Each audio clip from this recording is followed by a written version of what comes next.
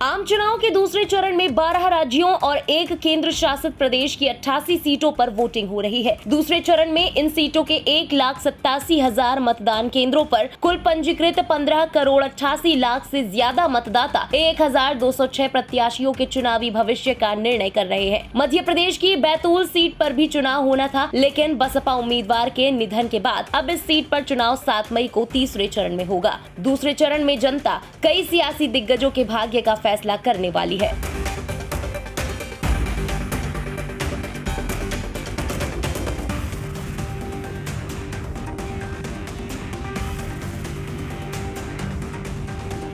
लोकसभा चुनाव के दूसरे चरण में कई दिग्गजों की साख भी दांव पर लगी हुई है। इस फेज में कुल 13 ऐसे चेहरे हैं जिनकी चर्चा तकरीबन हर जुबां पर रहती है। इसमें केरल के वायनाड से पूर्व कांग्रेस अध्यक्ष राहुल गांधी, केरल के ही तिरुवनंतपुरम से कांग्रेस नेता शशि थरूर, राजस्थान के जालौर से वैभव गहलोत, छत्तीसगढ़ के राजनांदगांव से पूर्व सीएम और कांग्रेस नेता भूपेश बघेल, यूपी की मथुरा सीट से एक्ट्रेस और बीजेपी नेता हेमा मालिनी, यूपी के ही मेरठ से पॉपुलर टीवी अभिनेता अरुण गोविल, केरल की तिरुवनंतपुरम सीट से केंद्रीय मंत्री राजीव चंद्रशेखर, राजस्थान की कोटा सीट से ओम बिरला, राजस्थान की ही जोधपुर सीट से केंद्रीय मंत्री गजेंद्र सिंह शेखावत, कर्नाटक के दक्षिण बेंगलुरु से तेजस्वी सूर्या और महाराष्ट्र की अमरावती सीट से नवनीत कौर राणा के अलावा बिहार की पूर्णिया सीट से पप्पू यादव की साख का फैसला जनता करने वाली है।